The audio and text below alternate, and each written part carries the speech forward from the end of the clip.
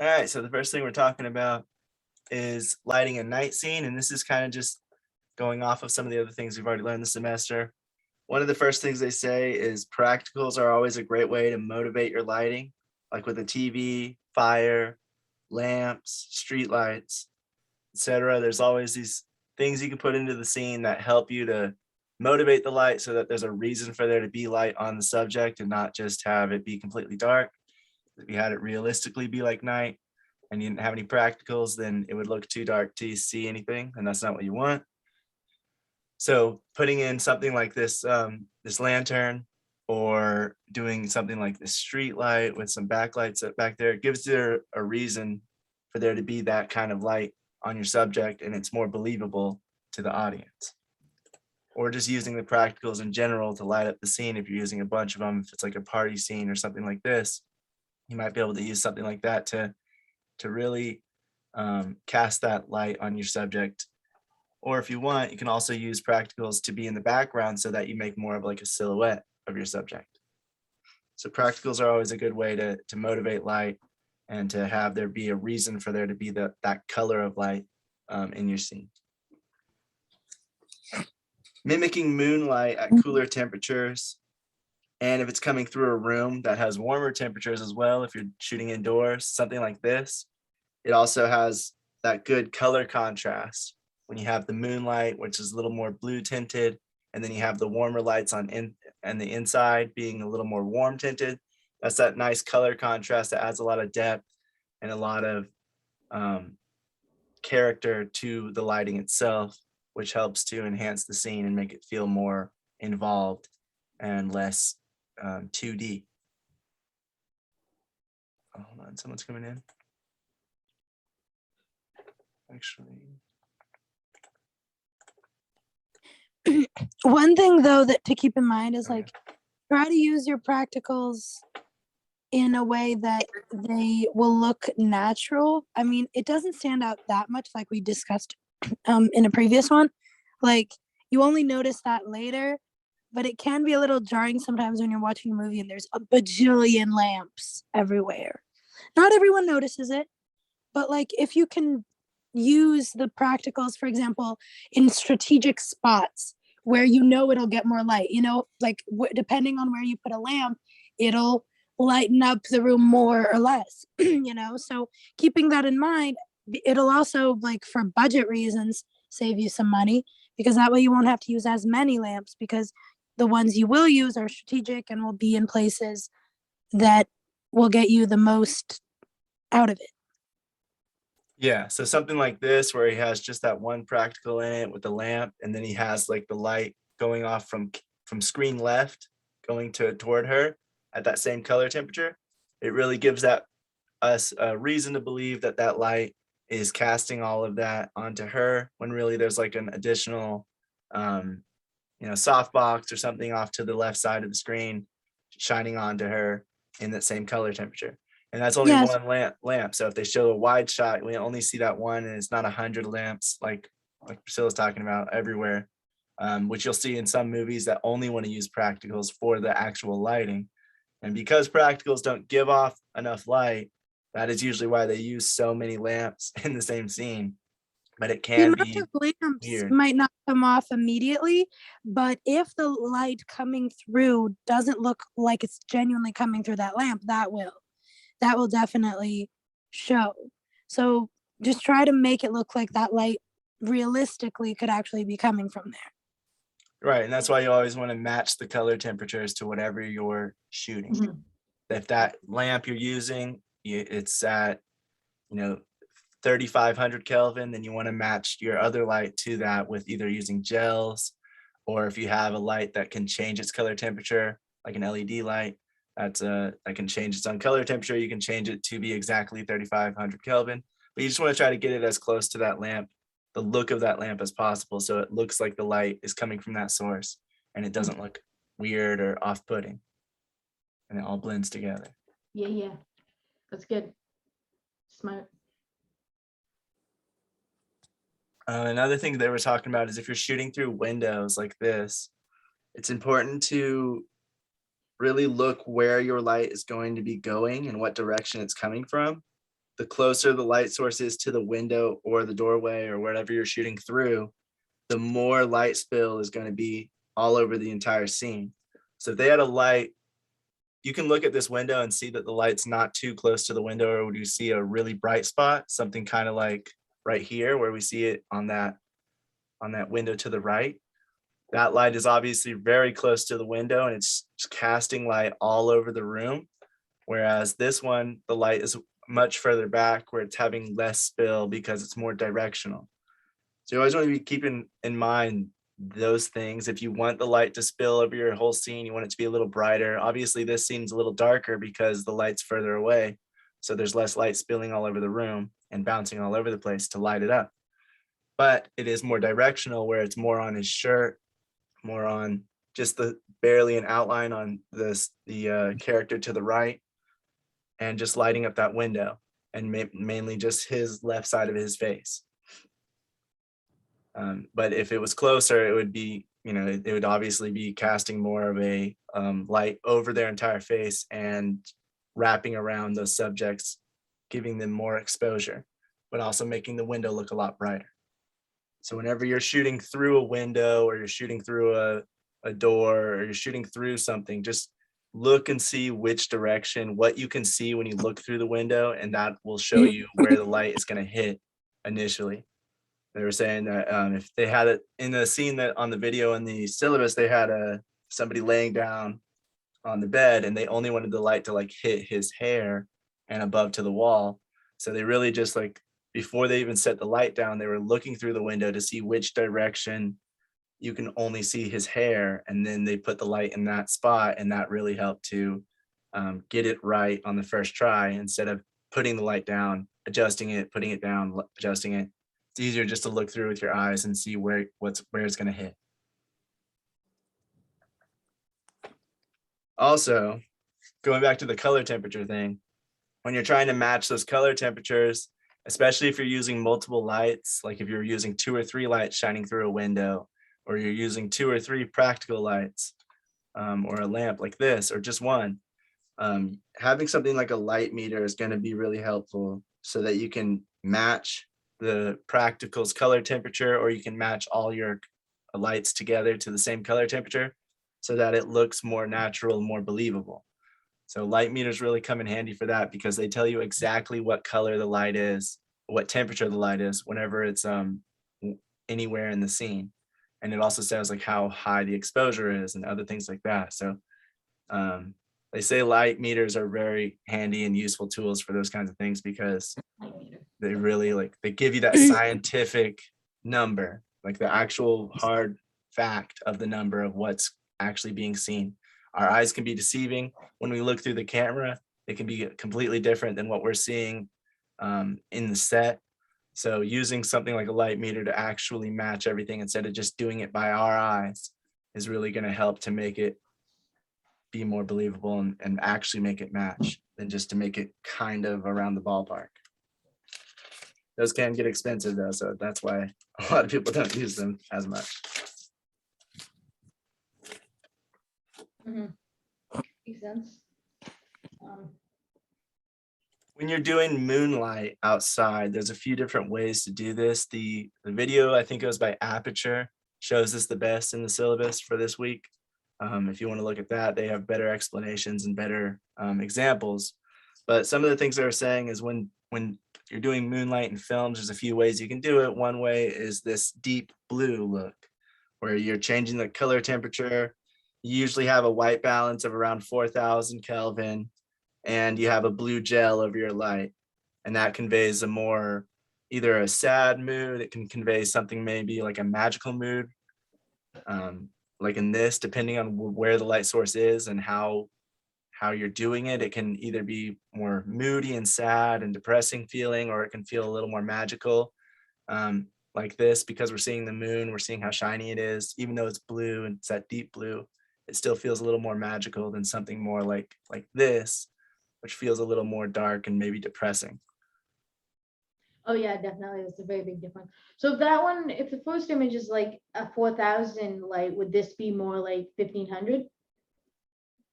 No, 1,500 is very warm. It would be just be less, it'd be less bright. Okay. So the Kelvin, let me actually show you that. Yeah, I'm just trying to have it like super easily accessible in the Bueno. So if you can see, like the 1000 Kelvin is like that really orange on the left, Yeah. and 10,000 Kelvin's that very blue on the right.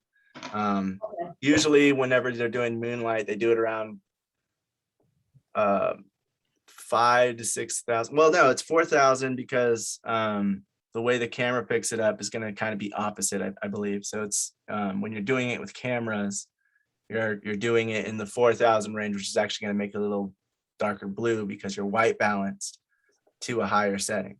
If you're white balanced for warm, then the Kelvin temperature is going to look more blue when you go down. So yeah, so it looks Yeah. warmer as you go down and cooler as you go up. Interesting. Yeah. Let's see if I can do this. 1,000 K clear blue sky, 7,000 cloudy day, 500 daylight, 3,200.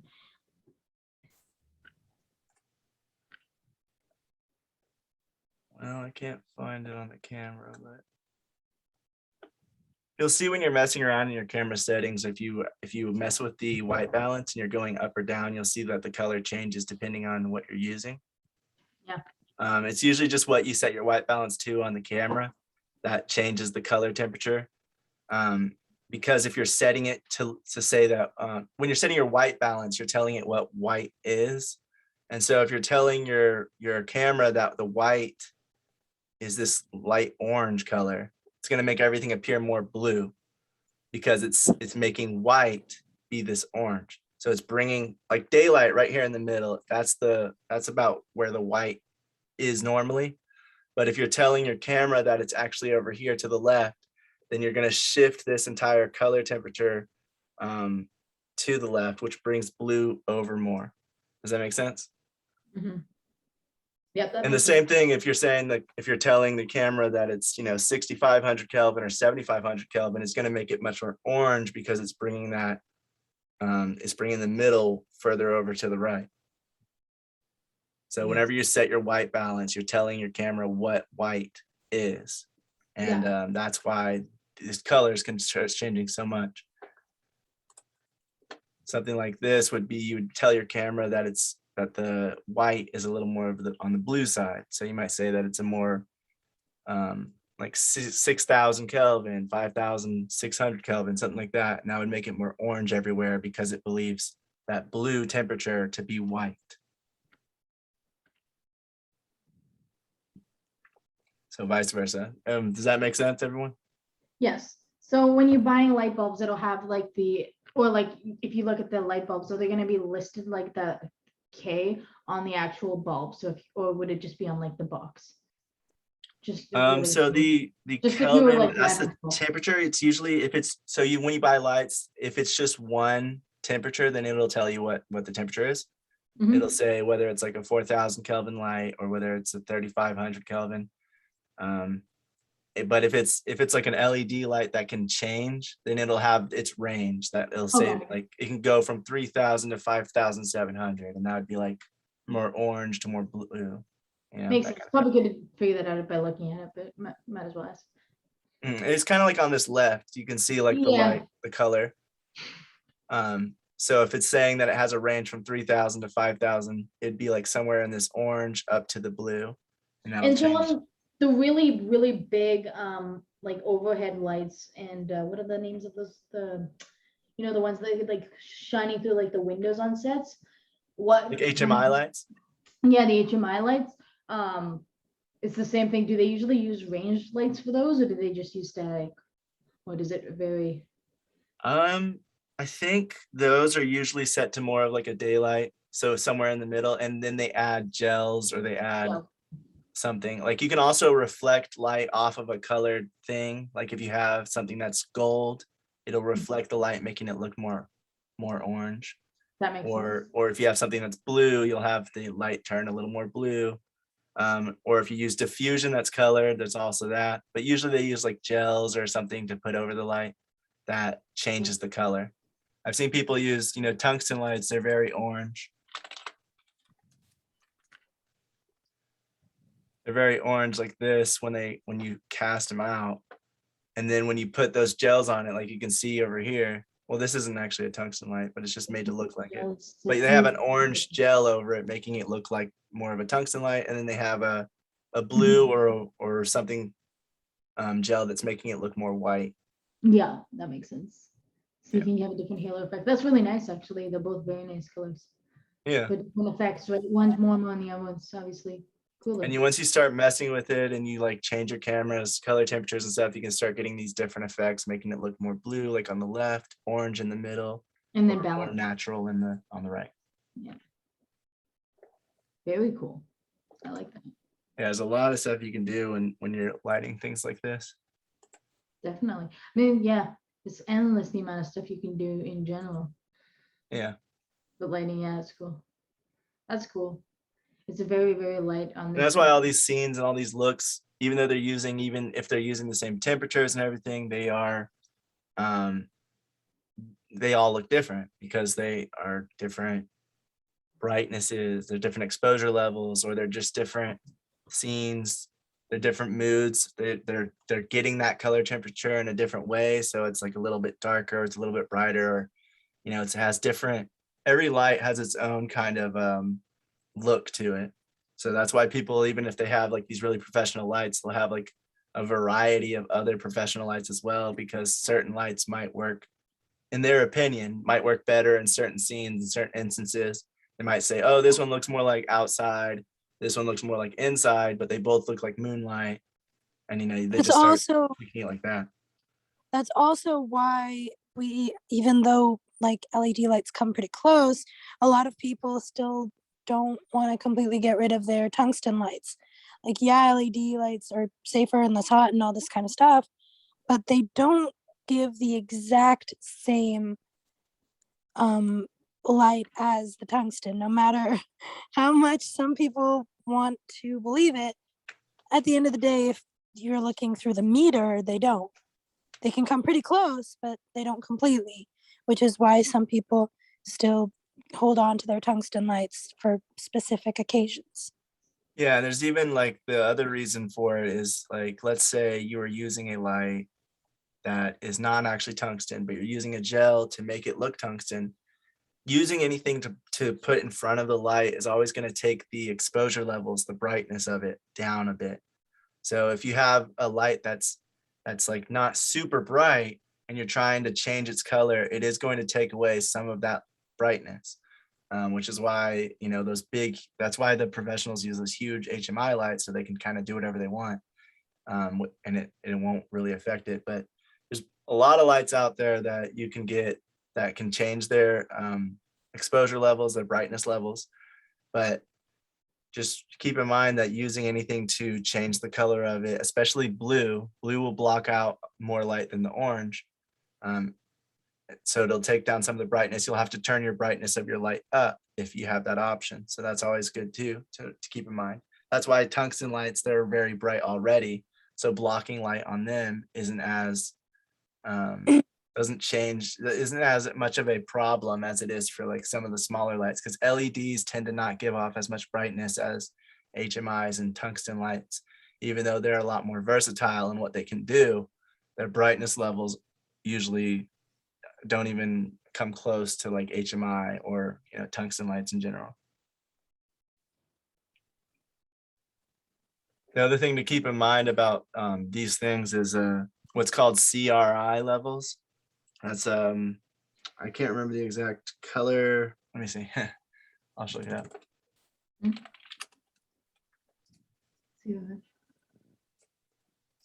Color rendering index, and that like makes the higher the number, if it's 100, it makes the colors of that product or that subject or whatever you're shooting look more natural. The other thing with cheap LED lights is they tend to have lesser CRI numbers, and that can make the products look a little more either green or purple, more magenta or more green tinted. And that's why you can see if it's like a 70 CRI on the right, that apple now looks a lot more purple than it does on the left when it looks a little more natural. It doesn't affect everything, but it it's not necessarily a necessity to have the highest CRI. Sometimes it doesn't even affect it that much depending on what the light is built out of. But as you can see, it just starts to change the colors and make it look a little more unnatural the lower the CRI number is. That makes sense. You see on the right, she looks a little more green, a little more sickly than she does on the left with the 90 CRI. Yeah, you're right. That's a very big difference. The best one, I think, is the middle. Oh no, I guess the excellence. They said it's the excellence left. Yeah, that's right. Yeah, it's just because like with that on the left, More you can clear on change the it. You can picture. change the tint. You can add a gel or something. But with the one on the right, you'd have to add something to make it look less green. And those are the the lower budget LED lights usually have a green or magenta tint to them. So you have to factor that in.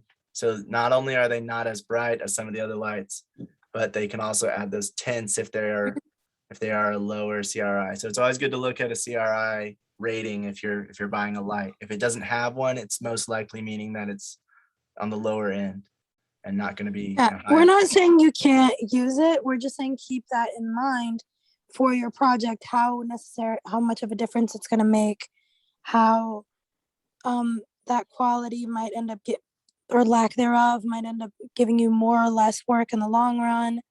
They're just things to consider. Yeah, It because really you can depends on always what you can always adjust your camera. Like if you have green tint in your light, you can adjust your camera, giving it a little more of the magenta hue so that it goes back to a little more natural looking. And there's other ways to do it, setting your white balance and all those other things, or just putting a gel over the light. You can change it to make it look more natural. But it is extra work. It is extra things to consider and to look at and to have to problem solve to be able to get it right. When the other ones that are already having that high CRI are usually going to be more natural looking just by turning them on. That makes sense. Yeah, definitely the best quality you can do should usually. I mean, yes, and like it really, for example, like you don't need the best of every single thing, No. but it's just That you can do. measuring what you actually need. Mhm. And if that thing is like worth the splurge or not, if it's going to make a difference, that goes for every type of equipment, really. Yeah. But keep in mind, if you're trying to do that deep blue moon look that we're showing, you don't want to do it too much to the extent that it looks unnatural, because it'll look overly saturated sometimes. Like that top left, it's getting a little too blue maybe, and it's starting to look a little more fake. So just keep in mind that you might not want to do it too much of an extent to make it too blue, because that'll make it very saturated and overly blue looking when you really just want it to look kind of like nighttime blue. Makes sense.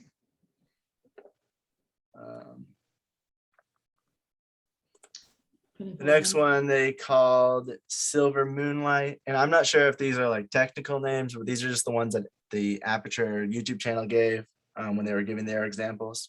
And they were saying that one can be used. You can use like a 6,000 Kelvin light plus maybe like a 1/4 green gel, and that gives you Silver Moonlight, which looks a bit shinier, a bit more reflective, and can give off a sort of romantic feel. So sort of like this picture, it's usually more bright. It's like when the moon, you want that look of the moon to be full. And so it's like really bright outside, even though it's nighttime. And you want to it's a little more shiny on those rocks and on the tree and on the subject. So it's giving off a bit more of that romantic feel. And you can use this for other reasons than just romance, but they just said that Silver Moonlight is very like shiny, and it looks very like kind of like jewelry on the scene. It's like reflective and stuff like that. It's fun. Like the silver light. You can use it for like romance. You can use it for like a weird horror. I'm thinking like eerie. Silver Moonlight would be fun for like eerie.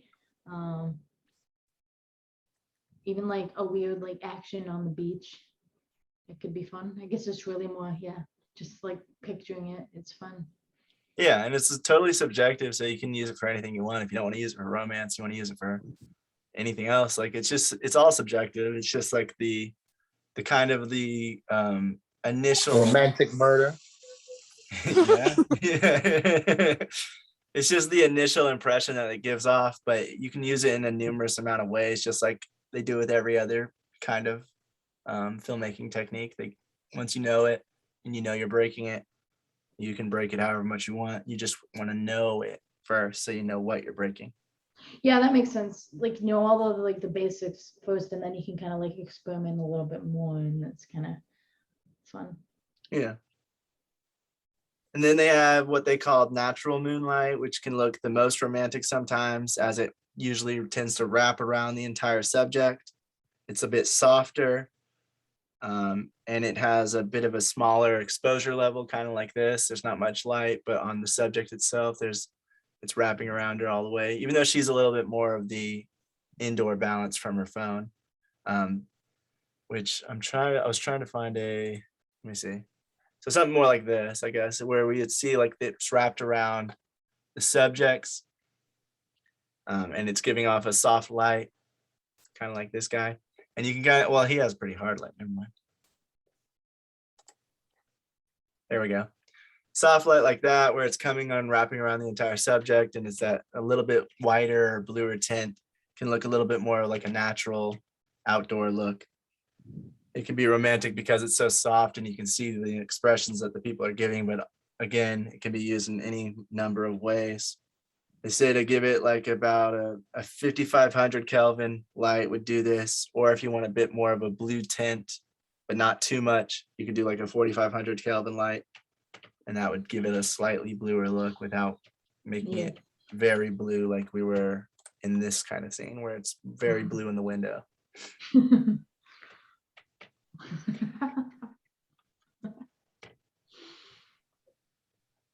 Psychopath. What? Oh, nothing. Said you sounded like a psychopath. It's like the timing of my laugh, but like it's usually me thinking about something unrelated. That it's my apologies. No, yeah, I was just joking. Like psychopath, you know.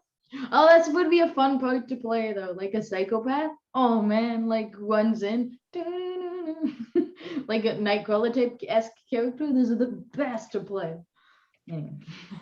I couldn't find an example exactly for what they showed in the video for this one, but they called it gray moonlight, and they said they used a tungsten light with CTB, which is color temperature blue gels, with white balance of around 3200 Kelvin, and it's giving off a touch of blue with hard edges, and it's kind of like a mix of all three of the previous examples of moonlight. So it gives off a touch of blue, but it's mostly white. This picture I felt like was the closest to what I saw them, what they showed in their example, where it's giving off some hints of blue in certain parts, but most of it's pretty white, and it's pretty hard lighting in certain areas. But it can also be, you can also use a soft light if you want to diffuse it a lot and get it to wrap around the entire scene. That's a nice motorcycle scene.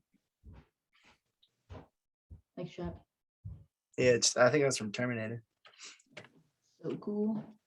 Looks wicked. They also said that lowering the saturation, just in general, that can help to make it look more like a night scene. If you look at a lot of these night scenes, besides maybe this one, a lot of these other ones have the colors are very dampened. There's not a lot of color coming off of the ground. Like the dirt's very gray looking.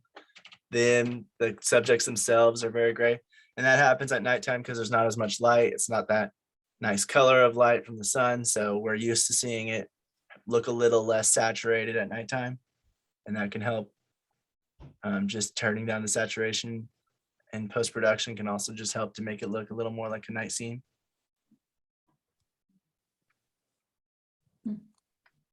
Like it. They were also saying, I remember why I had that light.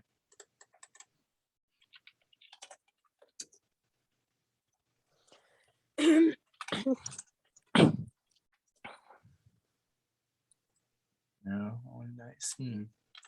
Well, they're also saying that there was if you're doing the window and you have the white curtains. I remember why I kept that picture, but now I don't have it anymore. If you're shooting through the window with the light and it has those white curtains, as we saw earlier, where it wasn't that reflective, it didn't have that much exposure on the windows, that would be fine.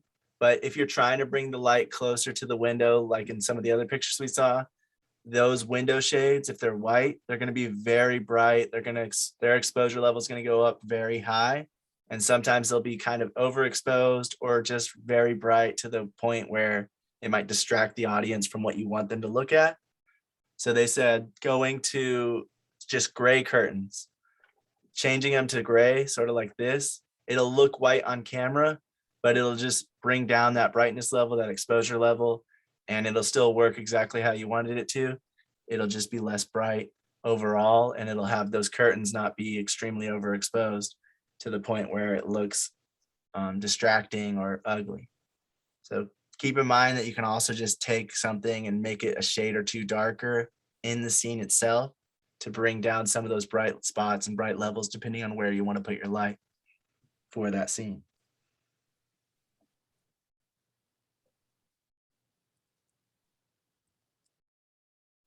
They said you can also, obviously you can also use a reflector or a bounce to reflect light back into your subject. If it's close-ups, you may even be able to let them hold like a piece of paper or something out of frame so that it kind of fills in some of the shadows. Since it's such a dark scene, you can kind of adjust the lights in whatever ways you want. And reflecting light that's coming, if you're shooting through a window and it's getting like the subject a backlight, but you don't want to use practicals, you can always just reflect that light back into them so that it still looks like it's coming from the same source, but it's bouncing around the room. Instead of having to figure out another way to make it look brighter on the inside of the room as well, you can just use something like a reflector to reflect that light back towards them. Because you don't want to use another light in general, if that'll make it look too bright, which is why you just kind of want to fill in the shadows however you can without making it too unbelievable of where those light sources are coming from.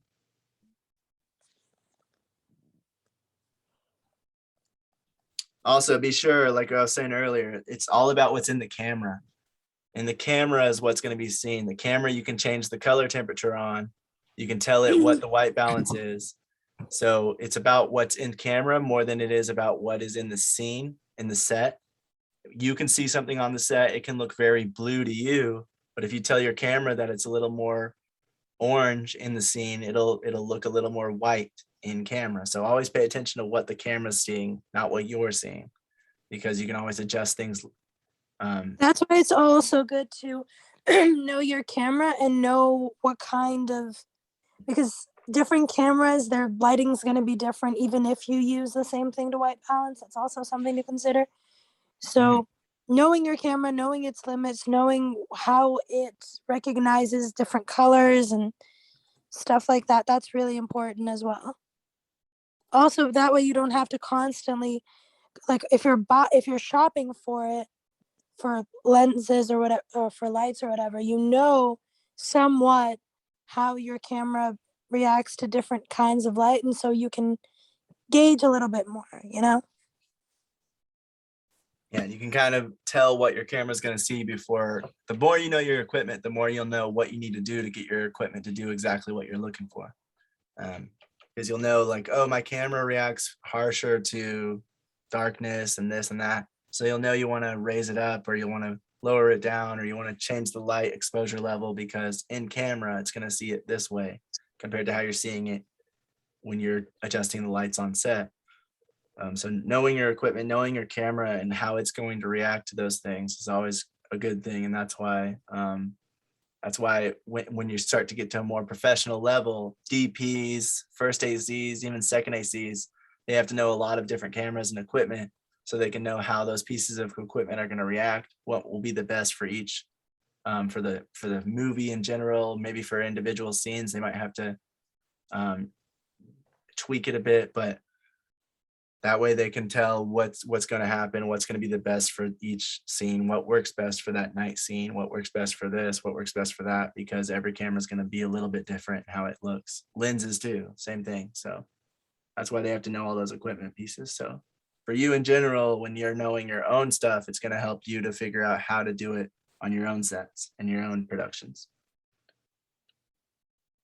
Another thing that the guy in this video showed was he just took a tree branch and he put it up on a C-stand, and he hung it outside in front of his light, so that it added a little bit of element, a little bit of dimension of that tree, the shadow of the tree shining on that side of the wall right behind the lamp. And he said that that can, just add a little bit of dimension, a little bit of depth that wouldn't be there otherwise. And it adds a little bit of realism because it just has it looks like the moonlight's coming through from a tree and hitting into the window. And there's trees all over the place, so that obviously feels realistic. So just keep in mind that you might want to add just little elements like that can really add depth to the image itself as well, instead of just having it. If you took it away, all it is just a blue wall. And if you put it in, it just adds a little bit of extra depth. Another thing to always keep in mind when you're doing anything in really dark scenes, bright scenes as well, but dark scenes especially, is what's called false color. I've gone over this before, but just briefly mentioning it. Sometimes if you go too low on this scale in particular, the pink at the bottom is the lowest. That means those areas are the darkest. If you go too dark or if you go too bright, then those details are going to be lost. The details in the dark spots will be lost. The details in the bright spots will be lost. So usually you want to keep it in a good range. I'm not sure the exact range. You'd have to look it up or see what your camera or your editing system can do, or whatever it is that. But you want to if you have it, like if your camera has a function like this, which is called false color, or you have an external monitor that has this, it's very helpful to spot little things that you didn't notice before, like that the shadow on these two edges are darker than those blue edges, even though it might look all the same to us when we see it, when we see the actual scene. In camera, it's showing you, no, those are very dark, extremely dark, even to the point where they might not have any detail at all. And if it doesn't have any detail and you get into post-production and you see you don't like it this dark, you thought you might, but now you're in post-production and you want it a little bit brighter. Well, you can't really do anything with it now. You can't up the brightness because those really dark spots are going to stay that dark and they're not going to look right. They're just going to start getting more gray if they don't have any detail. So eliminating those spots, eliminating the super bright red spots or eliminating the super dark pink spots is going to make it have a little bit of detail. Any detail at all is better than none. And that way you can adjust it later. Even if you choose in the final image that you want it to be dark, in the final shot, the final scene, you want it to be very dark. You still want to have that option. Because then if you do change your mind later, you won't be able to change it if you've already chosen on set what exactly you want. You want to get it as close to what you think you want on set, but have the ability and the flexibility to change it later if you change your mind. So using something like false color to do that really helps to see what you're seeing, what the camera is seeing, and what scientifically is going on in that scene for the darks and the lights. Makes sense. Does anyone have any questions or comments on any of that stuff? I think I got everything I had in mind. So yeah, the main thing they said when you're doing dark scenes is just be aware of how much is seen and how much is not seen, because sometimes people want it to be brighter. They have an emotional moment going on, but they have it so dark on set because they didn't put any lights in that you can't really tell what's going on. You can't see the characters, or you can't even see what's going on in the scene. Even big budget TV shows and movies do this. They make it so dark. What? Game of Thrones. Yeah, Game of Thrones had an episode in its final season where everyone was complaining because they couldn't see anything. They weren't sure if it was an intentional thing or not. And it might have was been the intentional. highest, not only that, but it was also the episode where they spent the most money on production, like this big battle scene, and no one could see it. Right. So it could It have been was so intentional to freaking hide some of the things, like, visual effects were obviously used in that scene. So darkness is always a good way to hide visual effects to make it look realistic, but not have to put too much effort into it. But Honestly, I think part of it was also the fact that they were doing a very ambitious. Honey, the sound bar is making that ping again. The sound bar is making that noise again. no, I'll change it My later. microwave. Anyway, so like, what I mean is, I think they were doing a very ambitious project, and what I think probably happened was that they didn't like they had to do all of these aerial shots, but it was at night, and all they could use were the practicals of like the torches and stuff. And maybe either they didn't put as much thought into, okay, let's figure out a way to have some more artificial lights here to hide, to pretend that it's just the practicals from the torches, or maybe it didn't look as good, or maybe they just weren't able to. That's kind of how I imagine it going. Either way, you can make it intentional to be super dark, or you can make it intentional to be super bright. You just want to be aware of what is going to be, what's going to come out of it, what emotion or what kind of what your audience might react to based on it.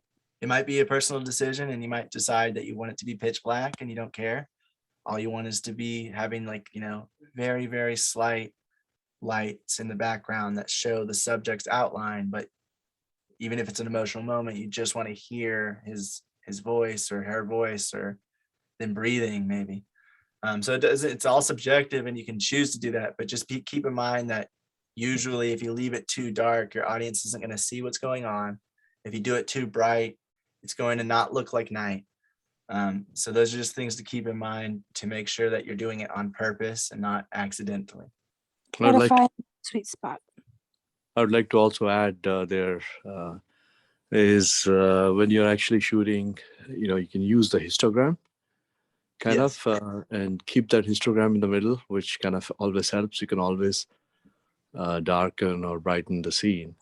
But the key is like to have the shadows, distinctively visible.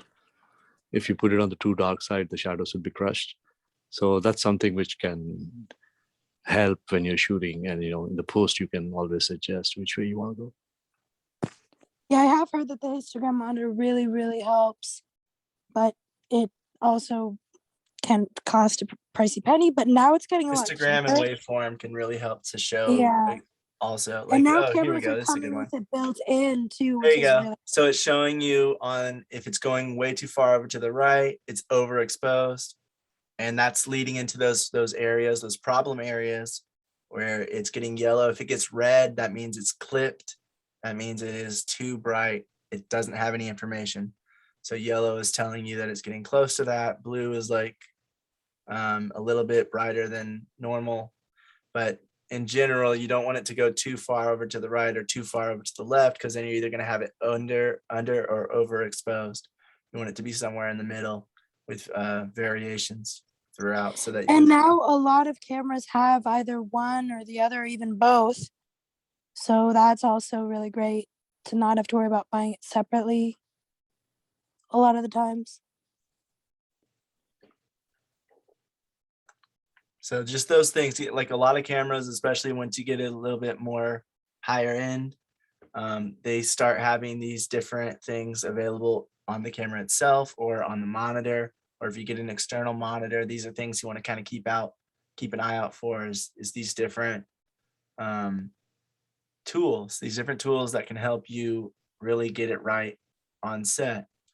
Yeah, when you're thinking about buying your next camera, maybe weigh in like the cost of buying a decent camera with the waveform and stuff separate, or buying a better camera that has already that stuff included, and see if it's worth it, because sometimes it might be. and sometimes it might not. Sometimes you don't need like the bells and whistles, and it's cheaper to actually get like a pretty good camera and then the stuff separately.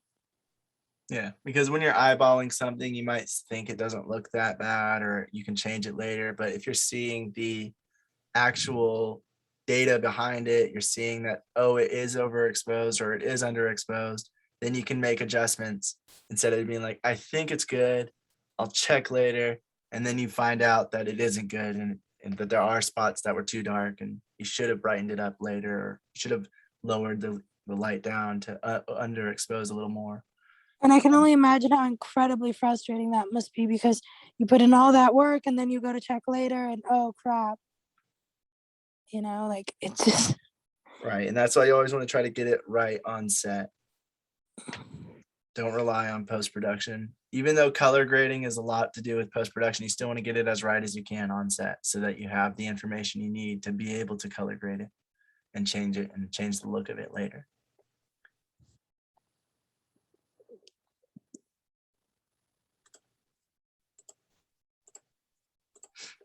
All right, next thing we're talking about is sound mixing. We've already kind of gone over some of this stuff too, so I'll just kind of go over some of the notes I had from tonight. Sound mixing is when you're taking the dialogue, the music, and the sound effects. You're mixing them together to accentuate one over the other, or to bring them all to the same level, or make them all go up or down, depending on how you want them to play well together.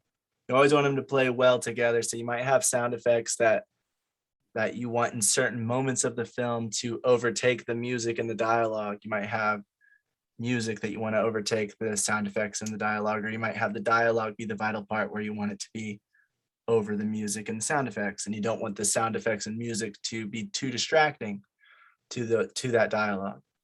So what a sound mixer will do is they'll take all those sound effects, they'll take all the music, they'll take all the dialogue, and they'll adjust how high or how low it is, if it has any echo, if it has any if you're compressing it, if you're equalizing it, all these different tools they use to make sure that it all plays well together and it all sounds good and it flows well with the story. So the dialogue, the music, and the sound are all recorded or designed.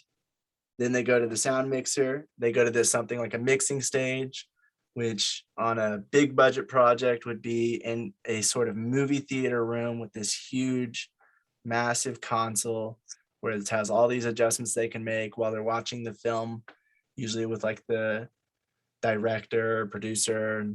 the video village. No, not the video village. That's on set. It's a mixing console. Oh, you were talking about post. Yes, this is post-production. Oh yeah.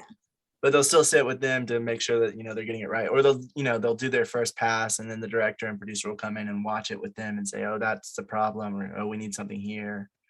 But they'll be sitting in this theater room that's isolated, the sound soundproofed, so that they can identify any problems with any of the sound elements, and they can isolate anything they need to, and they can adjust everything at once on this huge console where everything has its own soundtrack or something, and all these different tools and knobs and everything where they can adjust different things based on what they're hearing. Sometimes in a film, there's so a good thing to do when you're sound mixing, or when you have a sound mixer, is have them make sure that they are following the story more than just what sounds good. Because sometimes in films, I'm sure you've all seen this, it has some of these characters will have like an internal moment where they're thinking, or they're focused on something, or something's happening around them that is confusing or worrying to them. And so they'll have these internal moments where the sounds are kind of taken away and we focus on either like an individual sound, like them breathing, a heartbeat, or something they're focusing on. We only hear that. Or they just take the sound away completely to really just isolate that they are having this internal moment in their head. They might be freaking out, or they might be focused or worried about something. And then all of a sudden everything snaps back and there's sound again. And those kinds of moments aren't they wouldn't be there in real life. We can't hear what anyone's thinking or hearing. Like, obviously all those sounds are still going around. So those are really just those story elements, those story moments where the sound mixer needs to be sure to pay attention to what's going on in the scene, what's going on with that character, and who are we paying attention to.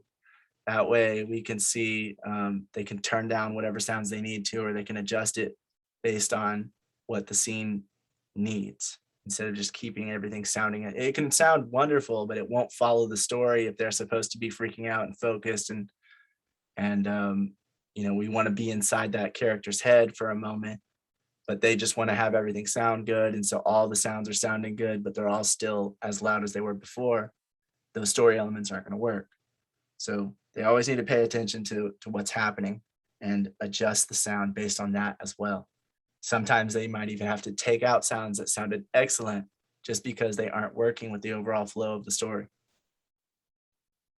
And honestly, I think that's probably part of the reason why they are usually a separate person from the people making the sounds. Because if you're spending all your time making those sounds, obviously you want them to be in the film. But a sound mixer needs to make judgment calls based on what's needed for the story, not necessarily how good those sounds are.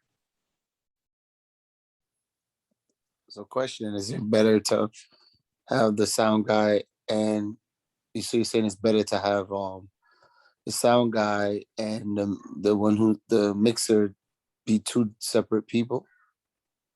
Yeah. So what do you mean by sound guy? Because on set, the sound person is going to be different. So that's going to be a different person usually.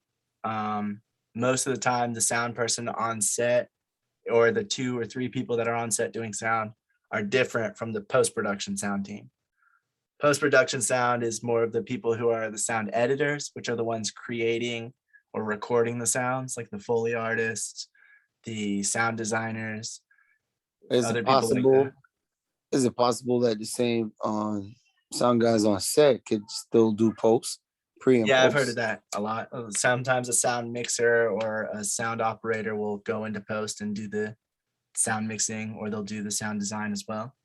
Yeah, because I feel like, I guess it depends on if he's good at doing post, but I feel like, being on set and seeing how it goes and paying attention, when you're actually looking on the screen, you can kind of like get a feel, I guess, better. I don't know.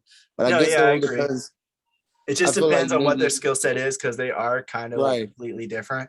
Not completely. Right. I mean, they fall under the same category, but there's a lot of different skills that go into each. Right. Because I'm pretty sure the producers in the post-production, they've been doing it for a while to where they can, they have a knack for, what sounds good. But I feel like when a guy's on set, you seeing how everything go. When you go in post, it should be easier. It's also focusing on different things, though. The person recording the sound on set, he is focused on getting all of those layers, all of this the sound he can, on giving the editor options. And the sound mixer, he's focused on, okay, let's meld this into the story. Let's make this a cohesive sound that comes together to help create the story, to help tell the story. Actually, it's even more separated than that. The person on set, their main focus is getting crisp, clean dialogue from the characters, from the actors, and watching out for any sounds that are happening offset.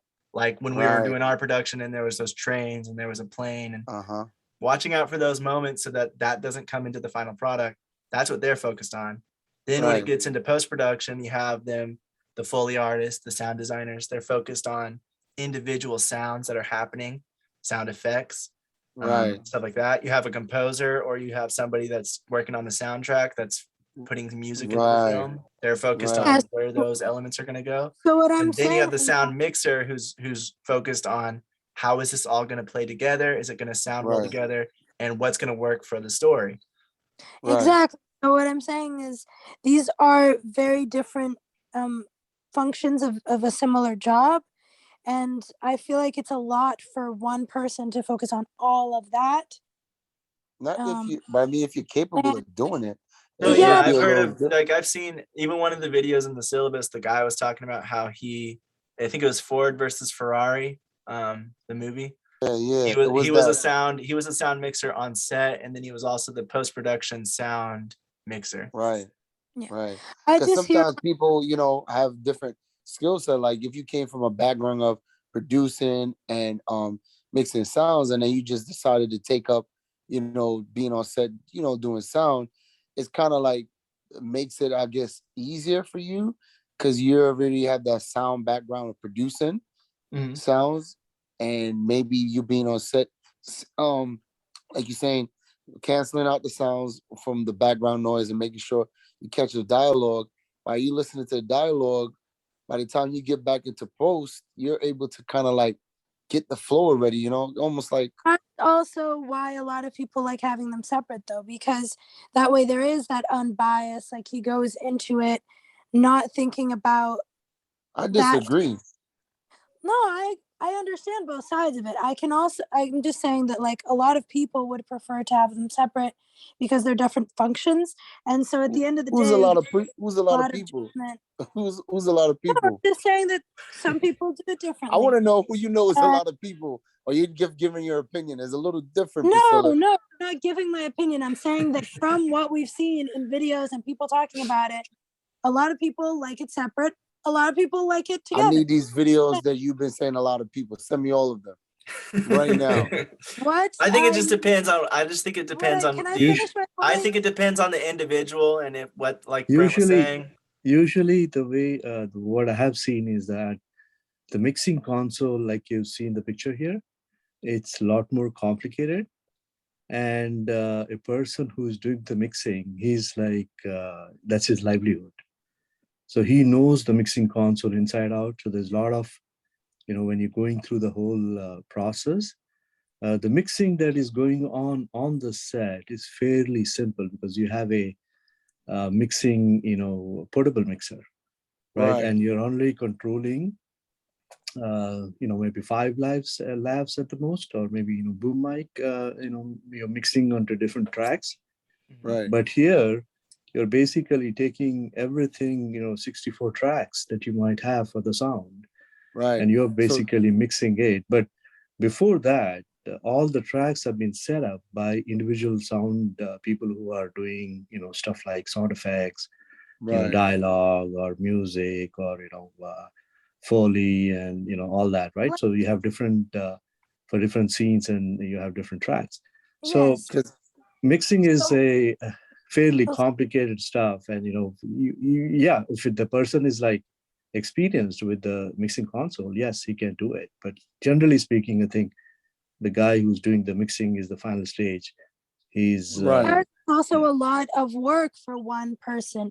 Yes, they can do it. I might be wrong. Maybe the majority of people I think like you're it. wrong because, All like the I'm gentleman was saying- saying, if all you have I'm a lot of saying- experience as if your job, like your livelihood was doing, producing, like where you got this guy having a prediction in the picture right here, that's all he does. But on the side, he decides to, wants to get out of the studio and wants to do a little bit of That's the thing, you- Brent. When you study this, when you look at the industry and you hear from people, a lot of people say that yes, they dabble in multiple things in the beginning, but they have this one thing that they want to do and that they would prefer to do over everything else.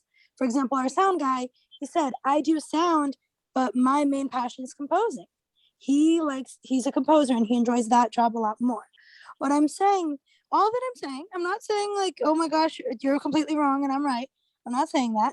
What I'm saying is that it is a lot of work for one singular person to do all of that on set.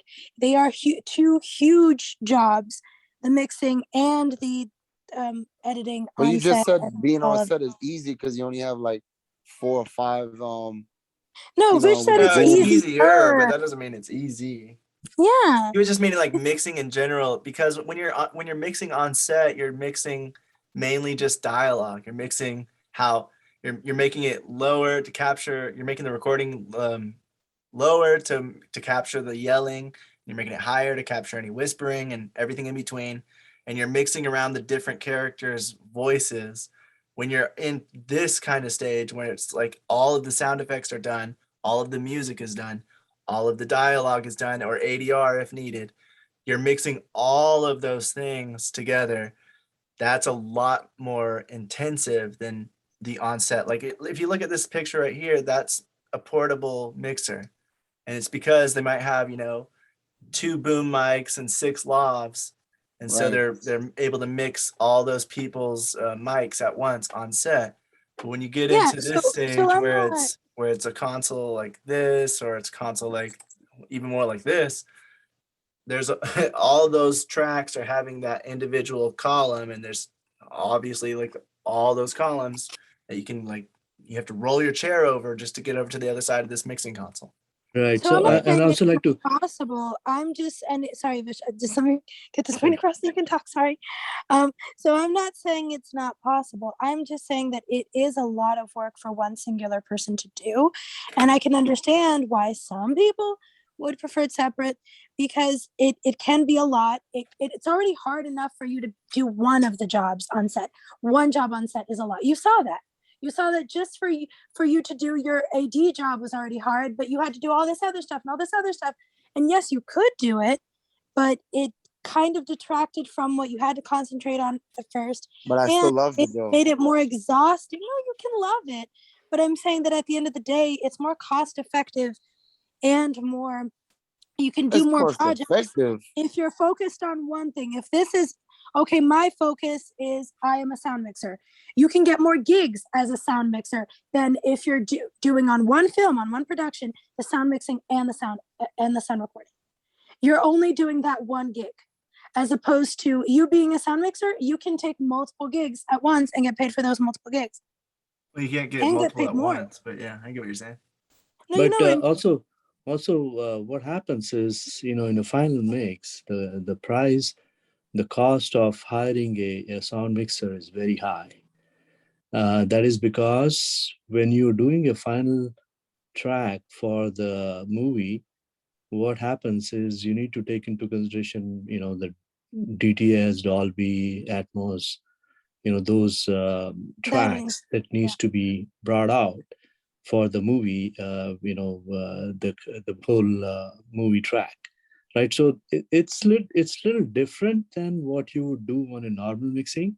You And I have would to also really have, say, oh, sorry, go yeah, ahead. you have to have a good knowledge of, the decibel levels and the sound pressures and the acoustics of the room, which is also takes into consideration. But that's why they go into a mixing studio. It's not done on, so you have to have an idea of how it's going to sound in the theater, like the DTS or the Dolby sound system that they may have. So here you have to have like a separate knowledge. So that's why usually the sound mixers are the sound engineers, who are very expensive to hire. They may sometimes go up to $300 or $400, $500 an hour.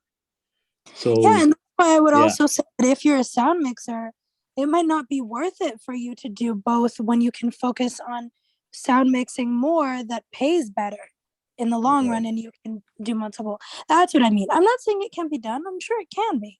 I'm just saying that overall, I feel like it's a lot more work for the person, which means some things might slip through the cracks. It might not be as cost effective because he could be charging just for sound mixing, which is already expensive, and doing more of it than if he were doing sound mixing and recording, because that would be right. taking more of his time and he would be getting paid less for the recording than if you were doing another mix. Does that make sense, Brent? Like, did I explain it better? No. Okay. Well, I tried. I will say this. I have seen, I've heard even in some of the videos that we watched this week that the sound mixer is sometimes the location sound mixer and the post-production sound mixer, but they do need to know both. It might be a little more streamlined because they know what they're doing. They know what they want in the end. So it might be a little easier for them. That doesn't Yeah, but I was necessarily just mean it's going to be easier for the production. And it one also thing. could have a problem if they do want to try to keep in all the sound they recorded and everything. That is kind of like they have to be able to separate the two and have separate Yeah, like I like a said, I separate never said it mindset couldn't for be done. each job function, because you can't be like, well, I spent all this time recording this thing and Yeah. I want to have it in the film. I was just No, thinking not of at that point. You the have to be able to cut it out if it needs to be cut out. Yeah, See, and I'm there's not the I other. was just thinking on like on set how some people or some directors will be also the actors or Right. they'll be producing. So I feel like, you know, in the movie industry, once you can have a master or a passion on one main thing, but if you can do other things which can help in the transition, I feel like if you're a good director or assistant director and you know what you want and you can also act, it's tough, but it is taxing, but Yep. people have done it, and some movies are really great where the actor is a director, yeah, like, but I've also so heard I feel cases like it of all the actor depends on, says, like what Lakota was saying, is if you're really good at both, you might have more passion about one, but you don't mind doing the other one. And, like you said, being able to separate the two, because now you're an actor and you got to be a director to all the other actors on set. Plus, you got to make sure yourself is in character when you're on camera. So, yeah, it's a lot, but, you might not want to do that all the time, be a director and a actor on set at the same time, because it's a lot, but that don't mean that you don't do it, because it's hard, because that's what I'm anything we're saying. I'm doing is not saying hard. it can't be done. I'm just saying that it's not always worth it, and sometimes it's better for both parties But you for it can't to be say separate. that. You can't say it's not worth Well, it. well, That's I your mean, you could how opinion. also many, say you how can also many, say that how maybe many the directors? post-production, you can also say that maybe the post-production sound mixer likes to be the sound mixer on set because they like to see what's going on. They like the process. They don't like to receive someone else's sound. So it is Right. individually based as well, No, but they that's would fair. have to, but That's they not would, what I'm honey, I'm saying. not saying you're wrong. No, I know, but can I just end it We're with not this? Can I saying just you're end it with this? wrong. Can I just end it with I'm this? just Fine, There are also cases where people actors who did directing and acting, other actors said that kind of distracted him from his main job, which was directing. Sometimes, yes, like you said, some people can do it, some people can't. It is a lot more taxing. It is a lot more hard. I've known movies that specifically failed because the director was trying to do too many things. Was trying to be the director and the cinematographer and the actor and the producer and all this stuff. Sometimes it's possible, but sometimes it's hard as well. So yeah, it is Most of very the time, individual. I think It is best, like, very, it does very depend on the individual, I feel I like. think I think like on one project, if you're a director, just be a director. Don't be acting it too, unless you're just doing like hi, you know what I mean? Like, No, I know people that do it but successfully. yeah, I'm that just would be saying really it really hard. depends on the person. Yeah, I it really think it's But depends don't on better the to the person. don't like, the don't the things that have the scenes with them in it, don't they have like a stand-in director or a second director for those scenes? I don't think it's them No, yeah, they do. doing Exactly. okay, that would make sense. Yeah. yeah, like so they're directing the movie overall, especially in scenes they're not in, but But that's they another leave it person you up have to to another pay. Think about person it for the that scenes way. they're in most That's of the another time. person you have to pay for as co-director, Mm. as opposed Right. to getting another actor. There's And also that. also the director, who is an acting director, right? He doesn't like somebody directing him. That I've seen that also. Oh, So he right. Oh yeah, wants, that's also Yeah, something that's that true happens. too. yeah, So those are all yeah, just things to that's consider. definitely. But I'm not right. saying you're wrong, Brent. Just to Yeah, be clear, I'm True. not. I'm just saying that it's very. I know I'm not wrong, and you're not wrong either. It's just a matter of our see, opinion. I'm just saying, I'm speaking from a You certain, literally said I was wrong earlier. we could all You were speak. like, you're wrong. Listen, you watch video. No, I never see you around. I was Yeah, playing around. But did it, listen, at guys? the end of the People in the day, chat. He was joking around, he just said it. Come on, let him talk. at the end of the day, you know, we're nobody's wrong or right. It's just what you can Subjective. handle and what you can't handle. And right. at the end of the day, is your passion, your project. So if you realize that it was too much, then you already know what you have to do. You got to get a sound engineer, and it was too much for you. Mm. But there's nothing wrong with wanting to try it. Some people like to challenge themselves. They're like, I'm great at directing. What should I try next? Maybe let me dive into sound a little bit. Or, if I'm an engineer and I'm doing great, I master my job, I might want to try just going on set and messing with the people on set and, just giving a hand, be the mixer and let the boom guy hold it while I'm mixing just because, That's and True. I will say though, unless it's for budget reasons, if I had money, I would prefer for them to be somewhat separate for me personally, because I know it can be a lot of work and I don't want to give too much to somebody and then them mess it up or something slip through the cracks. Well, the other thing is this is post-production, that's production. So it's not really like going to be overlapping. Yeah, but the person's going to be overwhelmed because they had all that and now they have all this, you See, know? usually what happens in a studio system is that you have a sound department, right? And in that sound department, there may be 5 or 6 people, or maybe 10 people. Mhm. And, the lot of roles kind of overlap, but end of the day, it's the division, because when you do a mixing, you are going 24 hours on the straight, because you want to Exactly. finish it up, Mhm. right? And when you're actually shooting, you're going 8 hours at the straight, shooting. So both the skills, sometimes they get exchanged. Somebody wants to do the mixing, somebody wants to do the mixing on the set. So that's all there. But the sound department basically makes the decision as to who's going to do who. And in a small budget, maybe somebody who's doing the mixing on the set will also do the mixing Right. post. So Right. it's a combination exactly. of right. Yeah, no, definitely. Right. Yeah, the lower the budget, the less people you have, so the less crew you're That going to was be able well to said. afford. A million You things just you do. summed up me and Priscilla point together all in one. Yes, thank you, Vish. You're welcome. You- Thank you. Thank you. Yes, thank you for that educated answer. Thank you so much. But you can see how big this sound console is, the sound Council. mixing console. It looks like Council of Sound. that's how them regular producers, man. I'll be wondering like how many, and each knob means something and they know it to a T. That's crazy. Yeah, it's usually Yeah, the it's tools like basically equalization, compression, right. gain. It's all those different tools for each individual sound or track.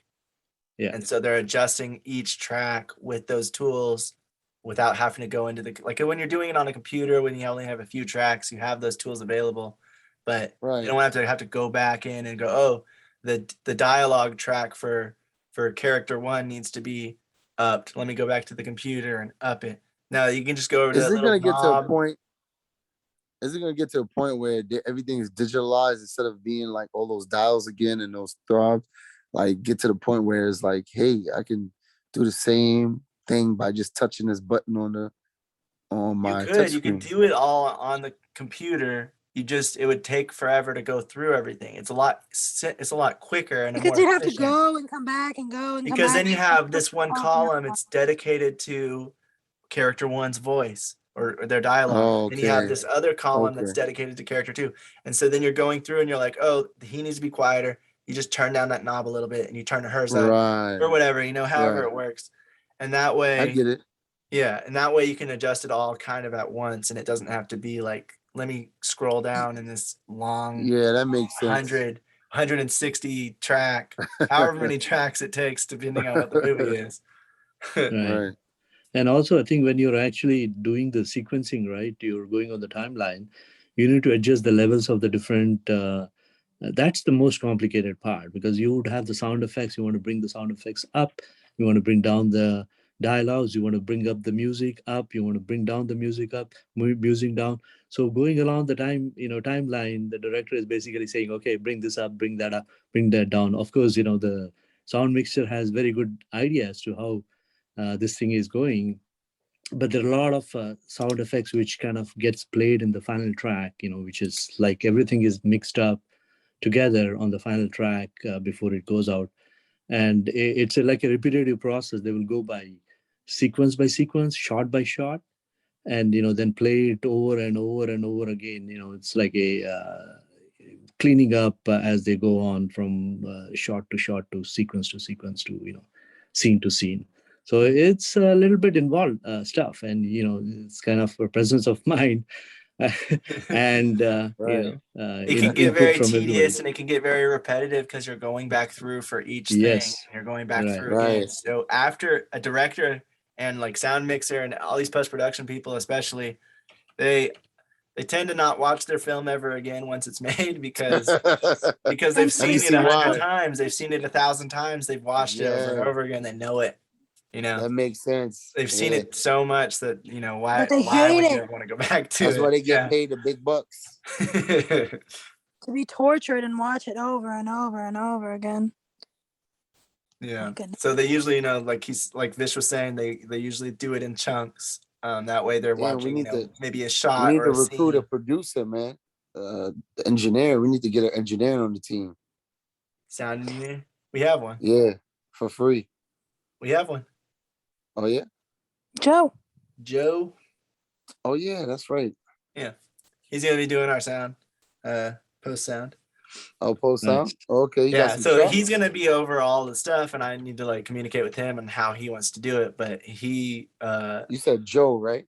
yeah, Joe, he's gonna be doing post sound because, you know, our budget's very small and our crew is very small. So he's gonna be he's the And sound thankfully department. he offered. He's the sound department, which is I gonna don't be a know if lot he more work on his offered. shoulders. Does But he since has it's a you short guys- film, and you know, you I it's don't got know like if a he little sound, offered or project. if Arden offered for him and he just feels like he has to do it now, but thankfully, thanks, Okay. Arden.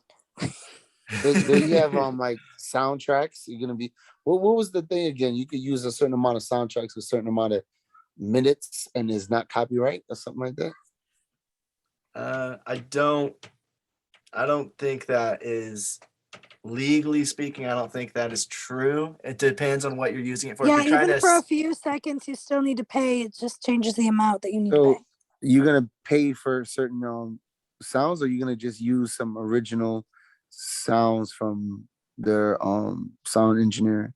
we're gonna see. James is saying that he might be able to get some Foley work from one of his friends. He has like a small Why you Foley talk to studio. me, We gotta man? we gotta be on him with that too. Why you didn't talk to me, guy? I got a couple of talented young guys who, you know, they produce music. I could Oh, yeah, even but this ask is them for Foley. somebody. This is Hey, let me finish. I have a couple of tracks I could send to you, and if you like it, or you know, find somebody to sing something off of their track. Like these guys, they'll you know, some guys you give them a view of, you know, the picture or whatever, and they'll be able to write something and get it done to you in like a week. You know. Yeah, so no, we're- definitely. Like I haven't. It's not set in stone yet, but I do know that Joe likes composing, so he might be their composer. Oh, Yeah, okay. So there you at the end go. of the day, Okay. yeah, because also we won't need something as musical as much as like You as don't know that. lyrical. You don't know that. No, You for gotta our ask the project, we coder. won't need it to be very like. It's not going to be too Lyrical, much yeah. music to it. It's just going to be kind of You like don't an want no ominous hip tone. hop song coming in when I'm bringing them in. No. I feel like that would completely change. I had to ask. I feel like that had would to ask. completely change the tone of what it is. All right, But hey, we're let's stop talking- talking about the Like short some film for now. And DMX. let's get back to this for the recording, at least. Oh, I like TMX. What? I like TMX. I guess. Well, I still do. Okay. Well, anyway, back to sound mixing. Sounds can add character. Sometimes the sounds don't match realistically, but they add the personality and character that are needed for the story. Sometimes they also take out things that realistically would be there. So it just depends on what's going to work for the story. As like I was saying earlier, sound editing is the creation or recording of sounds, while sound mixing is the blending of all those sounds together. When mixing, and this is what we were talking about just a second ago with these columns and these tracks. When mixing, if you're mixing your own sound, if it's like a super small budget and you're taking over for sound, you want to make sure all your sounds are organized. One track for dialogue. Probably if you have a lot of characters, you want to have multiple tracks, one for each character, or at least the main ones. And then you can have like secondary characters on one track. But the more individualized you have it, the more organized and easier it's going to be to mix it later. You want a separate track for the music. You want a separate track for different groupings or different sound effects. So you might say like, this is footsteps. But if you have a lot of footsteps, again, you might say this is character 1 footsteps. This is character 2 footsteps. That way, if anything's not working later, you can always go back and you can adjust it. Background characters, wall of tracks and crowds, you don't want them to be in your dialogue tracks. You want them to be on their own track. You do all of this so that when you get to sound mixing, you have the most flexibility, and your sound mix can be very efficient because you can, even if you're just using your computer, you can go in and say, oh, these footsteps are too loud, or that crowd is way too loud. And you can go in and just change that one track, bring it down, instead of having to go find that individual sound file and lowering the sound file itself. You can just lower the whole track, depending on if it's loud throughout the whole thing. I mean, if it's loud only in one moment, then you just have to go to that individual track and lower it. But it just makes it easier to be able to find it as well, because if it's all in one track, you're going to be like, which of these is the crowd? And you're going to be clicking through all these different sound files to find it. And if it's on its own track, you just know, oh, track 16 or track 5 has the crowd. So I'll just go to track 5 and find what I'm looking for and lower it. So just keep in mind, organizing it in a good way. Even if you're not the sound mixer, you're just the one putting it all together. You're doing your own Foley, and you're gonna have someone else do sound mixing. You want to give them an easy to understand, organized and efficient way to work. So you want to yeah. So if you have like gunshots, put those on its own thing. If you have, depending on what your sound effects are and how much of it you have, if your film only has one gunshot that goes off, you can add that to some other file and say like gunshots and cars or whatever. But you just want to make sure you have it organized enough to where it's easily able to be found, and you can either adjust the whole track at once, or you can just go into that one track and adjust that sound without having to look for it.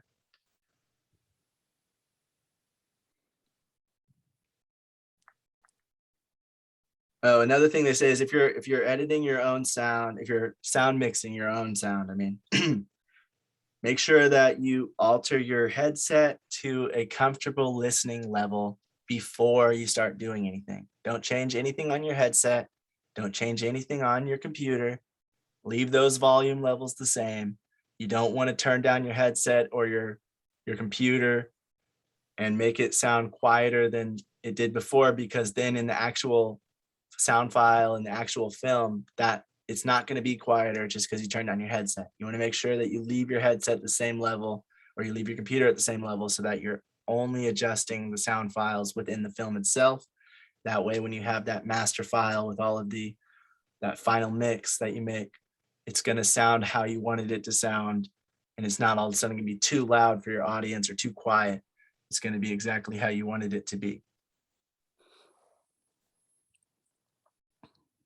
Like another thing, like this is like basic stuff, is just don't have your volume go to or above 0 decibels. That is when it starts to distort, and it can be too loud for your audience, and it just starts to sound ugly. So if you're ever doing it on your own, don't ever let it reach that decibel level, 0 decibels. That's too loud. It's peaking. It's going to sound ugly. It's going to start clipping and sounding distorted. Also, if you're trying to get your project distributed, and you're the one sound mixing again, you want to make sure that you check your like distributor prospects, who you're looking to try to get distributed by. Hopefully before you start sound mixing, so that it is under code and you don't need to redo the whole entire thing again. Right. And you always want to, because they're going to have requirements for their sound. They're going to have requirements for, what level is max, what the max decibel level is that you can go to in your whole film. So anything that peaks over that, they would just say, oh no, we don't accept your thing because it peaked over our requirement level. They might just work with you and say, hey, we like your film, just turn that down and you match it. But you don't want to take that risk of them just automatically more often rejecting than not, you. they won't. What? More often than not, they won't. So it's good. Yeah, because they'll be like, oh, I'm dealing with someone who doesn't know what they're doing, so I'm just going to reject their film entirely because they didn't follow the rules that we set out on our website. Yeah, and there's a million other movies being submitted as well. So oftentimes they're going to have a max decibel, or they're going to have a range that the sound should fall in. One example may be that they say like dialogue for the principal cast needs to lie between -20 decibels and -6 decibels. Or they might just say principal cast dialogue can't go over -6 decibels. So the max is -6. It just depends on what the distributor wants, and each distributor is going to have their own requirements and their own rules. So you just kind of want to be aware of which ones you're trying to get. Thankfully, there are some things that are just industry standard as well. So it's not like a super terrifying thing. There will be things that are industry standard, but it's always good to check just in case, because, you know, different festivals operate under different rules and different, depending on where you want it to be as well. Different theaters have different, a good example is this, like some theaters have different sound equipment. So some have like Adobe Atmos, others have a different one. So that's a whole other thing to consider as well. Like the theater that you're going to be playing it in and what their sound is like, and that kind of thing. Right. That's more of like an industry standard thing where you just see like what the industry standard is and make it, because there's those standards for a reason. It's so that it, Well, yeah, but there are such a thing. there's standards on picture and there's standards on sound, because there are those different sound equipment. There's different viewing equipment. You know, we have phones, we have computers, we have theaters, we have TVs. All those things are going to play the movie a bit differently, and they're going to look a bit differently. So you have that standard of like the colors and the data and the information that needs to be there, or whatever it needs to be maxed or minimum at. And then you have, again, the same thing with sound, so that nobody's listening on headset. That is like a very powerful headset, and all of a sudden the sound goes so loud that it bursts their eardrums, you know, like even though it works maybe for the theater, it doesn't work for their headset. Things like that. I mean, it's going to be standard where you have to set it at a certain level for pretty much everything anyway. But then each distributor is just going to be a little more technical with what they like the best. And sometimes it's still not going to be completely perfect. Like, as someone who's been to the theater a lot, I have had cases where I was watching the movie and a sound was so freaking loud that it hurt my ears, and it was just like really uncomfortable and got me out of it. Yeah. So just keep that in mind as well. Like, try to do the best you can. So with mixers in general, they have all those tools available to them, like equalization, compression, echo, and more, where they'll adjust those final versions of the sounds anyway. So that's probably another reason why you might want to have someone separate from recording sound, like the Foley artists, to the sound mixer, because they might No, I'm kidding.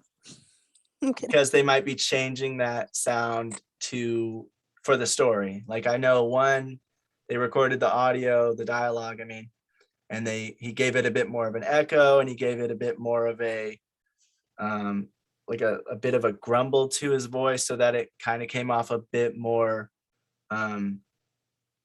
what's it called, whenever he's like in like a bit more like he's in charge of the room. He's a bit more Dominating, menacing. dominating, yes. So they made it a bit more dominating seeming, and maybe if you recorded that, you're like, oh, but I really like the way I got it crisp and clear. Or the sound effects. I know that they changed the sound effects to make it, even though he's walking on concrete, they tried him walking on concrete and it didn't work for what they wanted. They wanted his character to feel more dominating, so they needed it to have more loud footsteps. So what did they do? They tried wood, they tried, plastic, they tried a few different things for him to walk on, and they ended up with going with metal. So he's walking on metal for the Foley, but in the actual scene, he's walking on concrete. So sometimes it's not going to match exactly realistically. It's just going to match to what the character wants, what the scene wants. The sounds are going to bring out that character even more, going to make him feel more dominating, because he's louder, he's taking louder footsteps, he's more in charge of the situation, his voice is echoing through the room, even though that didn't really happen. Those are things that need to be adjusted to just give that character a bit more of that dominating feature. While we're talking about sound difference, I would like to apologize to anyone that listens to these on earbuds, because I am very close to the mic, and sometimes I've been gonna edit, my voice will go super high and compared to everyone else's, because I'm really close to the mic, because I'm like on my phone and my mic's pretty strong. I'm always lowering it down when you're speaking, so it's okay. So I just like to apologize for that, because that's something that was brought to my attention. I'm always dialing you down. It's okay, no worries. Trying to get better. Okay, thank you, Brett. Well, I mean, that's if something's brought to your attention that you could realistically be an improvement. I mean, that's great, and you can make adjustments and be like, wow, I'm better for it within reason. If you have too many, though, if somebody asks you to adjust like 15 things at once, I'm just letting people know Yeah. that I'm trying to like talk farther from the mic, but that still might happen sometimes. So keep your ears protected. Especially when she gets passionate about it. You guys saw it earlier in this meeting.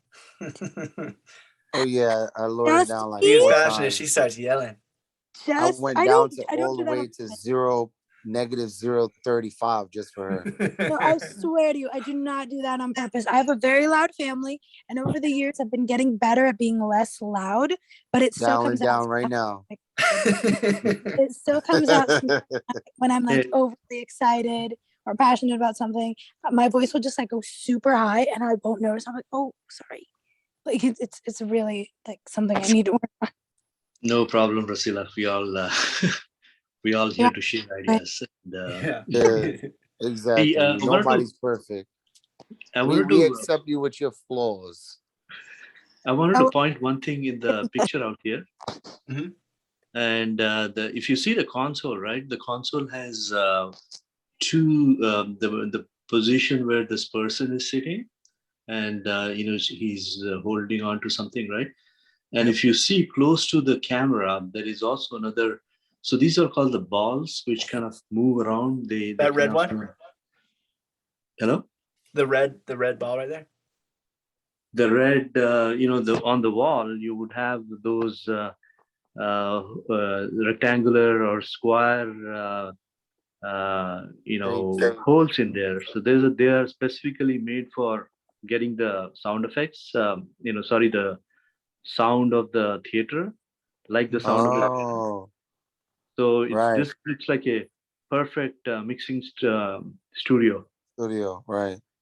that they're using, and they will have like the chairs in the front where audience would be, people would be sitting and then taking notice of what's going on the screen.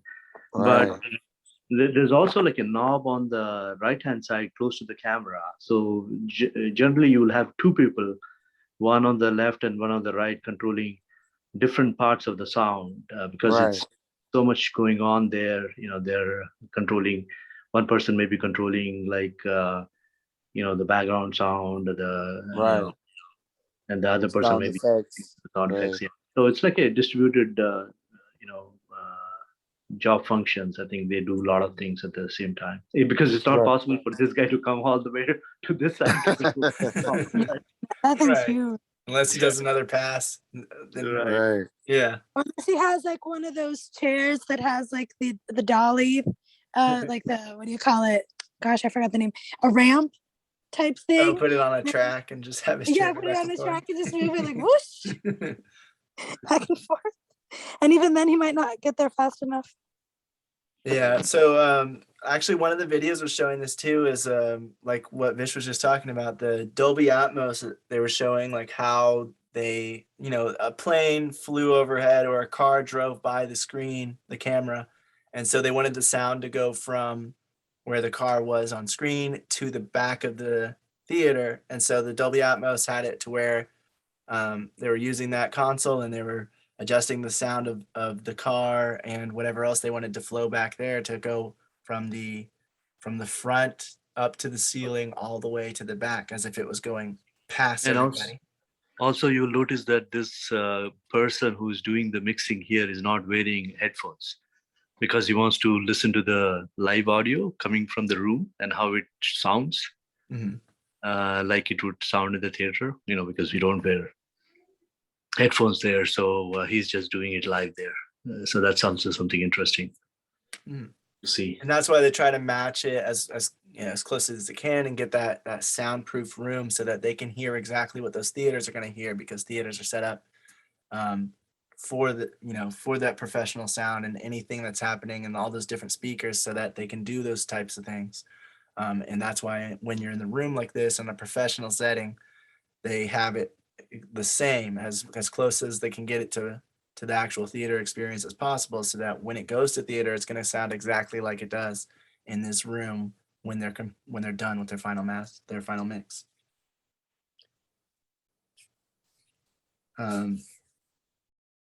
So another thing to keep in mind when you're a sound mixer is being creative with the sound mix and not using every sound that might be there realistically.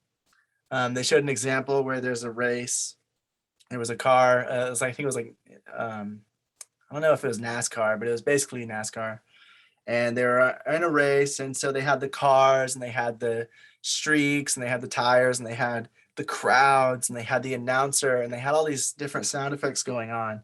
But during different shots, they took away a bunch of the sound from different things. Like even though the crowd is still there, when you're with the car down on the tracks, they just completely took out the crowd or they muffled them down to so low that you can barely hear them because they didn't want you to pay attention to that. They didn't want it to get too confusing and muffled. And if you have too many sounds going on at once, even if it's kind of realistic, you can't really pay attention to the film and you don't really know what's going on. So a lot of the times in movies, especially, you'll see when there's a big crowd and there's like or even if they're in a, let's say a club scene, a lot of films and a lot of other scripted content will lower the sound of all the music, lower the sound of all the crowd, and just have it be very clear what the two actors are saying, the two main principal cast are saying.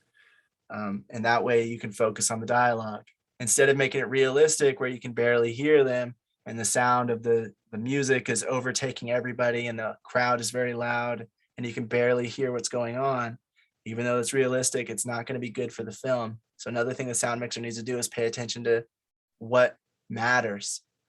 You know, does that crowd matter? No, then I'm going to lower them down very low to where, you know, they'll still be heard, but they won't be noticed and they won't overtake the other parts of the film that need to be focused on.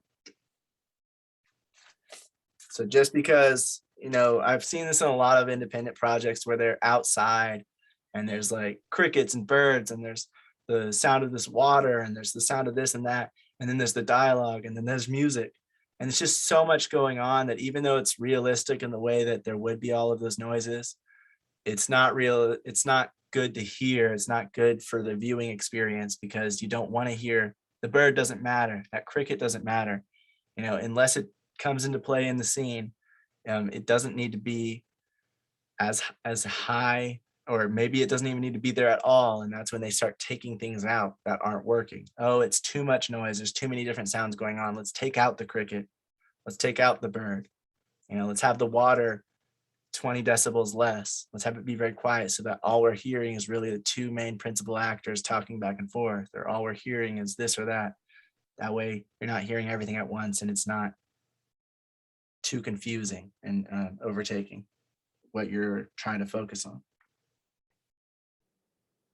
Especially, I would like to add there, you know, especially when you're doing a group scene and you want to be able to distinguish between the actual main cast dialogue compared to the background.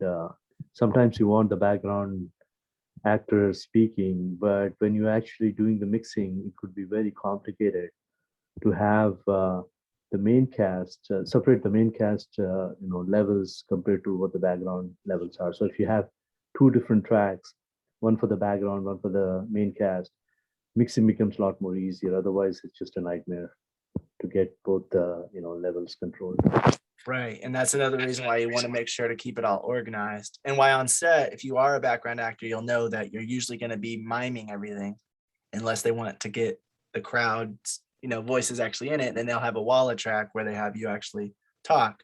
But otherwise, if you're a background actor, you're going to be miming all the stuff you're doing because they want to be able to adjust it in post-production in the sound mix to make sure that they can focus on what they want to focus on and be like, oh crap, that crowd's too loud and now we can't adjust it. They don't want that. They want to make sure they have as much control as possible. So they'll be doing that. And, you know, a sound mixer on set might adjust it to be a little more like Vish was saying, they might make, you know, they might want the character 1 to stand out more than character 2 in the scene for whatever reason. So they might up their volume level. And then in the final mix, they can decide if that's a good idea or not. And all these other things that go into it to decide what the final mix of that sound altogether is going to be. If they want more emphasis on character 1, And then character Right. 2, they might keep And so it at a higher level.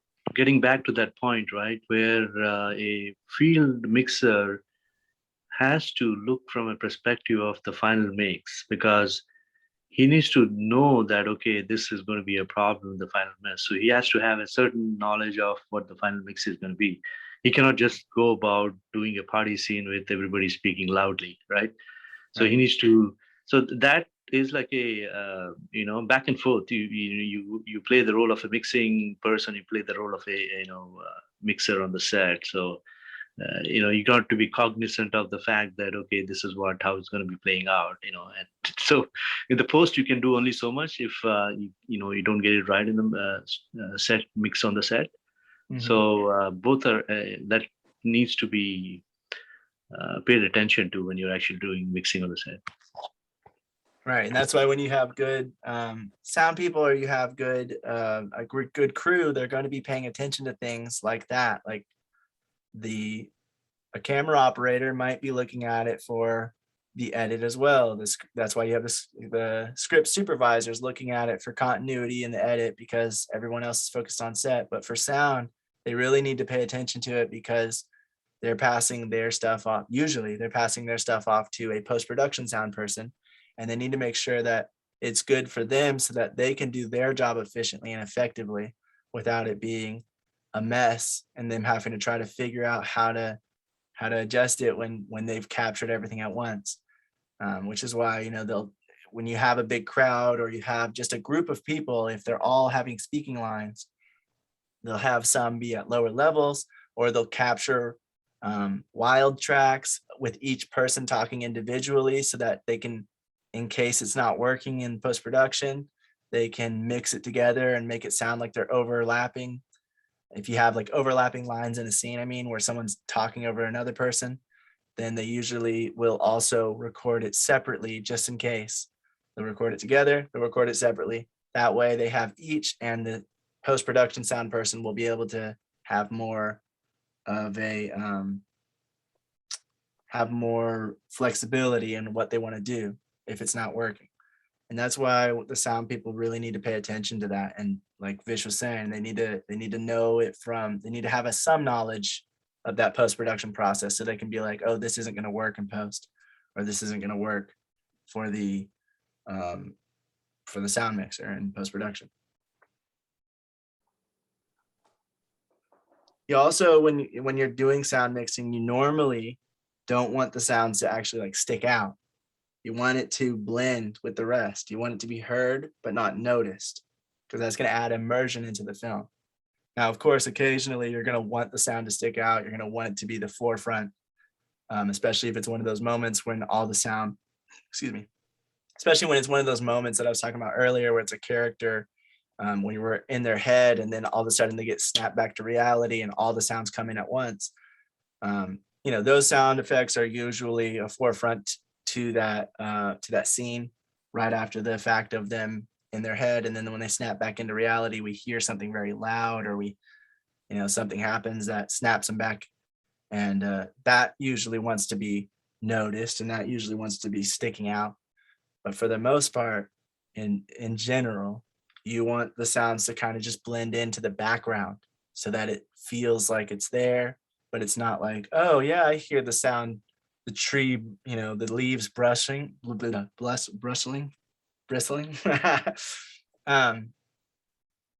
don't want to pay attention to that, unless it's like the actual focus of the film. You want to just pay attention to it, to the story and the flow in the film, and be immersed into it without noticing different things. That's what it goes for everything in film. Every single thing when you look into it says you don't want it to notice it.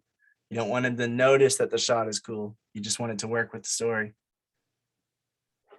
And then same thing with sound. You don't want it to stick out unless it's intentional. You don't want it to be the forefront of the film. You want it to just kind of have it be an immersive thing, to where people can immerse themselves in your film and follow along without being taken out of it. Another thing when you're mixing is it might be difficult to identify problems when everything is playing at once. Even professionals have trouble with this when they're they might hear something is off, or something doesn't sound right, but it's hard to kind of identify exactly what it is when they're playing everything at once, which is why having those isolated tracks, those tracks for just gunshots, those tracks for just dialogue, music, another track for different kinds of sound effects, and another track for the other kinds of sound effects. That's why that's all important, so that they can also isolate the sound effects, watch that clip, watch that scene, whatever, however they're doing it, they can watch it with just the footsteps turned on, and they can turn on, okay, let me turn off the footsteps and turn on this and turn on that and hear the doors, and now let me hear the dialogue, and then they can really identify the problems. Even if there's no problem there and they still want to hear it individually, because if you hear the footsteps individually and then you hear the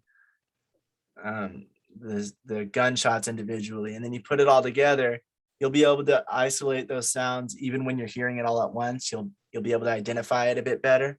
It's kind of like when you're listening to music and you can focus on, if you focus on the drums, you'll hear the drums, and then if you focus on the guitar, you'll hear the guitar. And then when you listen to all of it at once, you'll be able to identify the drums and the guitar better than you were before. So same thing when you're sound mixing for a film, you just start to isolate all those sound effects and you'll start to notice them more, even if there's no problems with it, just so you can kind of hear what's going on. So if something's not working, or if you feel like something needs to be taken out, you've identified maybe where you can take something out, or you've identified what the problem is just from doing that. So if you're doing it, or if you know someone else that's doing it, just make sure that they're organizing it, putting it all into its own tracks, because that just comes in handy so much later on when they're editing this stuff and they're mixing it together. It makes it so much easier on whoever's doing it. Does anyone have any questions or comments on that stuff? Nope, not me. Looks like we've beaten the mixing thing to death. Yep. We really did go into detail on that one. All right. All right, so the other thing I want to say then is Monday, we're going to be looking at film soundtrack. That's like music from licensed music, how to acquire some for low budgets. The permissions for the copyright, stuff like that. We're going to be looking into that, how to add music to a film and stuff like that. So we'll talk more about that. We talked about composing already, but this is just getting already created Before I music and forget, adding it. I don't know if you mentioned or not, on the syllabus, there's actually quite a few, one video in particular that's pretty good that kind of breaks down sound mixing. And I think it's like, it said 15 minutes, but it was more like 12 or 13. She said the word video like 30 times, but it was a really good video. It was informative and she broke it down pretty well. So if you guys are curious, there's that So I as believe well. it's this one, effortless audio editing for beginners. So if you're thinking of getting into audio editing, or if you're thinking of doing sound mixing, she kind of breaks down a few things really simply, basically for just the basics, pretty much. like just the basics for whoever's interested Nice. in maybe starting. Like how to separate the sound, how to name them individual things, how to make transitions in your audio and that kind of thing, just basic stuff. Also, there is like a website called lynda.com. I don't know if you guys probably noticed that. Lynda.com. Yeah, lynda.com. That website also has very detailed tutorials, just not on audio, but the whole editing and cinematography and whatnot, all the filmmaking stuff. Very good. Yeah. I think we've used it a few times, but I'm not sure how much. But I'll definitely look into it more. Lynda.com. Yeah. All right. But for Monday, we're going to be talking about film soundtracks, and then we're going to be talking about building sets. So that's kind of like location scouting. But if you're building your set, it's going to be a bit different. So we're going to be going into that and just talking about that a bit. And that's all we got for Monday. Just keep in mind, everyone, next Thursday, that's when the second lighting exercise and the Foley exercise are going to be, we're going to go over those on next Thursday. So that's something you want to keep in mind if you're wanting to do that exercise. We're going to be going over that next Thursday together. That's all. I'm going to stop the recording right Interesting. there. What? Hey, we finished